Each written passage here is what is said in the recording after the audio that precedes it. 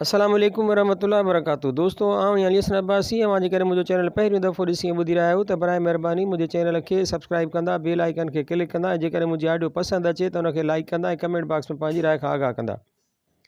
किताब जो नालो आहे ख्वाब नगर, साईं मोहब्बत ऐं हयाती रमज़ूं।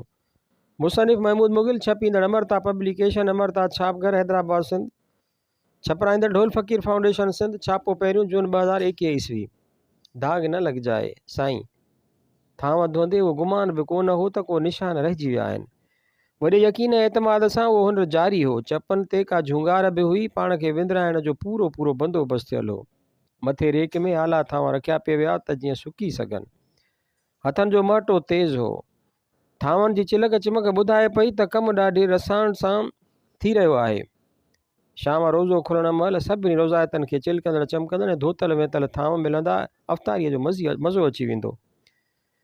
कम जी हाणवठि ॾाढी हुई। हुकुम हाकिम हो, अदा त करिणो हो। वक़्तु घटि हो ऐं थांव इलाही।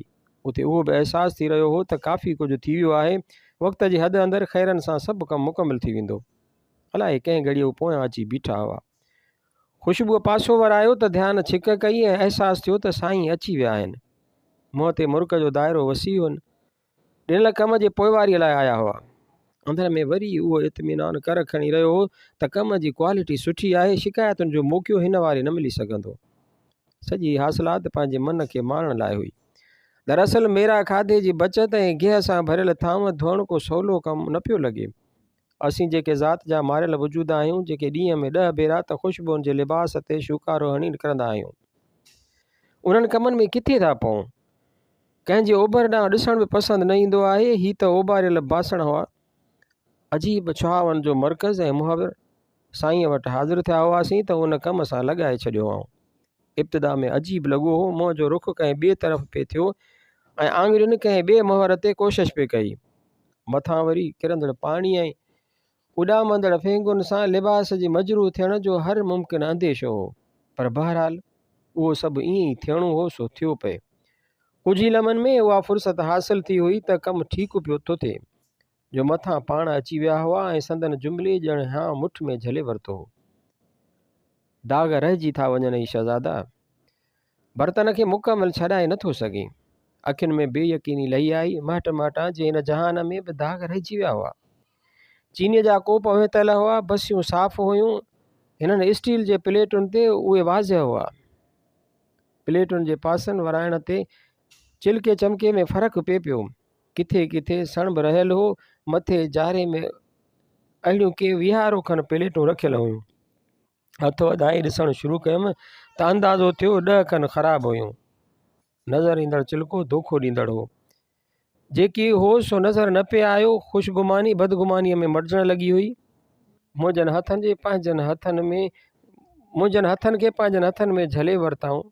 संदन मुर्क गहरी थींदी वई। इशारो कंदे फरमायाऊं, वेही रह, कमु काफ़ी थी वियो आहे। शर्मिंदगी वण वेड़ीअ जियां वराए वेई हुई। मिलियल कमु पूरो न करे सघियोसि।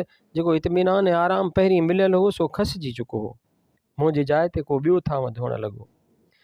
हयातीअ जा थांव बि ईअं ई अजीब मटीरियल जा ठहियल हूंदा आहिनि।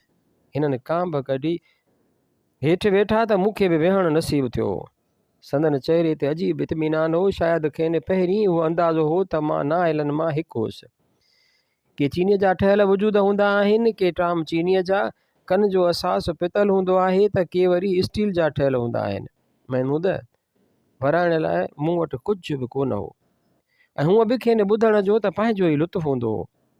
हयातीअ जा कारवां वार असांजा अमल ऐं असांजा अफ़ाल उन्हनि बर्तननि ते निशान कंदा वेंदा आहिनि। अंदरि उजरो हुजे, मन जा काज सच जे बटणनि सां बंदि हुजनि त ईअं सम्झो त माण्हू चीनीअ जो ठहियल आहे। का हेर फेर थी त बसि थोरो सोच जो पाउडर खयूं, मोहबत जे पाणीअ सां मिलायो, सच जे कपिड़े सां मटे साफ़ कयूं ऐं दिलि जी कट ऐं कदूरत ईअं ग़ाइबु थींदी ॼण हुई ई कान। उहो सभु टाम चीनीअ सां नथो थिए, न ई वरी स्टील जहिड़नि थांवनि सां। उन्हनि जी घसाई ॿियो ख़्यालु घुरे थी। हिननि पंहिंजे रीश में आङुरियूं फेरियूं, खीसे मां रुमाल कढियाऊं ऐं सुहारीअ जे हेठिएं हिसे में ॻिचीअ खे साफ़ करणु लॻा। माण्हू स्टील ऐं टाम चीनी बि हूंदा आहिनि मुर्शिद, हूंदो आहे, तॾहिं त चयमि न बचा। रुगो शीशो क्रिस्टल कांच त नाहे न, माण्हू त लोही बर्तन बि आहिनि। माण्हू त माण्हू आहे जाने अज़ीज़, अलाही केतिरी खाद खुराक मंझांसि गुज़रंदी रहे थी, बसि थांव अहिड़ो आहे जंहिं ते सिर्फ़ु सोच जा निशान ई बाक़ी रहनि था। ॿियनि खे ॾिनल डंग धोअण में वक़्तु लॻे थो। अलाही केतिरे अरसे खां पोइ हाज़िरी मुक़दर थी हुई। वियल वेलनि जी वठ पकड़ में मौक़ियो नसीब न थियो हो। माण्हू त अज़ल जी किताब में हिकु नुक़्ते जिहां आहे, ऐं हूअं बि आहे बि कहिड़ो। हाणे आहे, हाणे नाहे, इजो नज़र आयो, इजो ग़ाइबु थी वियो। वक़्त जे रुगो वञण जी ख़बर पए थी, अचण ऐं तरसण जी असां जहिड़नि खे ॼाण किथे मिली सघे थी। हिन वारे रूह ॾुखियल हो, वापसीअ जो सफ़रु मुतवक़ न हो। इजाज़त वठी रुख़सत थियण खां पोइ मोटिजे त इज़त अनुमाननि जो शिकार थी वेंदी आहे। उहो ख़ौफ़ घर कंदो आहे त अलाही मोट में भाकर खुलियल मिलंदो या हथ ॿधी मोकिलाइण जा जतन कया वेंदा। वापसीअ जो क़बूल ॼण बि कंहिं नेमत खां घटि कोन हूंदो आहे। मन मलूल हो, बुॾतर जे रंगनि में हिकिड़ो अक्स उहो बि हो त अलाए छा थींदो, छा सोचींदा पिया सभु। एॾी शदोमद सां रुख़सती को ड्रामो त कोन सम्झी वेंदी। एतबार जी मसनत कहिड़ी जाइ ते टेक तलब करे सघे थी। जे टेक ॾिनी वञे त उहो एतबार ई कहिड़ो थियो। पंहिंजो पाण धुंधलो महसूसु थियणु लॻो। मोट कंहिंजे हुकुम ते थी त वई हुई, पर उन जो ज़ाइक़ो कसारो लॻी रहियो। तकड़ि छो कंदो आहीं मजूल? हिननि अचण सां ई क्लास वरितो हो। पंहिंजो पाण सोचे पाण ई फ़ैसिला करण जी ताक़त तो में कॾहिं खां आई आहे।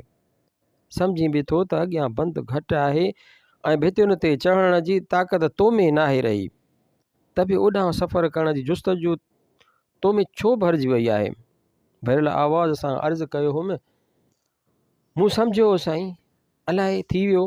हाणे रुख़सत वठणु घुरिजे, रांदि खे रतल छॾे वापसीअ जो सफ़र अख़्तियार कजे। न, पर रांदि रती हुजे त अहिड़ा फ़ैसिला कर न भूक। हिननि जो लहजो दुरुस्त हो, अची लफ़्ज़ बि कोन थो। साहिब हलिया आहिनि अधु अखरी ॻाल्हाइण। अकुल जा वॾा अहिड़ा फ़ैसिला करण जो तूं मिजाज़ नाहीं, एतिरो सम्झ में अचई थो। सीनो भरिजी वियो, अखियूं छुलकण लॻियूं। अर्ज़ु कयमि, मोटी त आयो आहियां न क़िबला। वरी हाज़िरी शुरू कई अथमि। नाराज़गी वारो लहजो अञा वधी वियो। मोटणो त हो तोखे नादान, मोटणो त हर कंहिंखे आहे। वापसीअ जे सफ़र खां इनकार केरु करे थो सघे। उहो ॿियो सफ़र आहे साईं, उनजो मुनकर त केर बि नथो थिए। हिन जहान में हिननि रंगनि में मोटणु पंहिंजो एतबार विञाइणु आहे। ॻाल्हि कटींदे चयो हुआऊं, एतबार आहे कहिड़ो? हां, तारीफ़ुनि 2-3 जुमिला, तहसीन जा 2 अखर, वाह वाह वाह साईं वाह, ऐं बसि।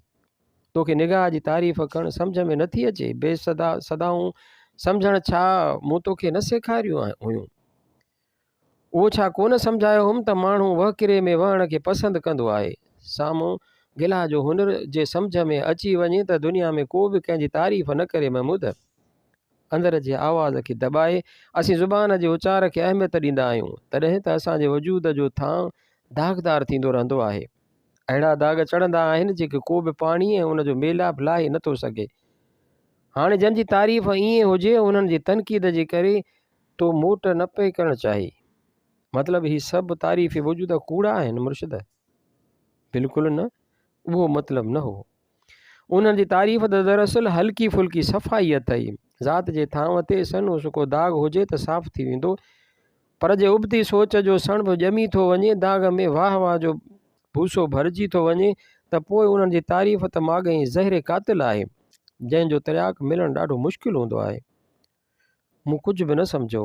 कुझु वधीक चवां त हुननि इशारो कयो हो त मेरा थांव वञी धो। माठ करे उन कम में वञी लॻो हुउसि। जेको बि कसो ई थियो हो। आङुरियूं ख़ाली फ़र्श ते बेख़यालीअ में अलाए छा छा लिखंदियूं रहियूं। हू बि सोच में हुआ। पोइ गौर सां निहारींदे चयाऊं, इंसान जो अंदरि कंहिं बि शइ जो ठहियलु हुजे साहब, घुरंदो सफ़ाई आहे। पोइ जीअं तो पाण ॾिठो, जे मटीरियल मुख़्तलिफ़ आहे त मथां महिनत मुख़्तलिफ़ थिए थी। पाण खे क्रिस्टल, शीशो, कांच, टामू, स्टील ऐं लोह ठाहिणु पंहिंजे हथ में न अथई अक़लमंद। थांव त ठही मिले थो, बसि उन जी सफ़ाई पंहिंजे हथ में हुजे थी। हर हाल में शुकुर कजे ऐं दाग़नि खे दूरि कजे। टाम चीनीअ जो ठहियलु बेदाग़ खुंजो, मिटीअ जो ठहियलु साफ़ सुथरो वटो क्रिस्टल जे मेरे गिलास खां वधीक अहमियत रखे थो। सफ़ाई ॾिसी लुत्फ़ अचे थो ऐं वापसीअ जे सफ़र में जे थांव ते पा साफ़ हुजनि त अलाए केतिरा ॿार झका थी वेंदा आहिनि। मोटण में एतबार कर ऐं सामान ते निगाह कर। ज़िंदगी पंहिंजा सभु ज़ाइका तो वटि खणी ईंदी ऐं भला जे तूं ईअं न बि करी त बि ख़ैर आहे। मेरनि थांवनि सां बहरहाल मोटायो त तोखे ज़रूरु वेंदो, पोइ तूं छा कंदे। छपियल सूमर 16 अक्टूबर 2006 ईस्वी।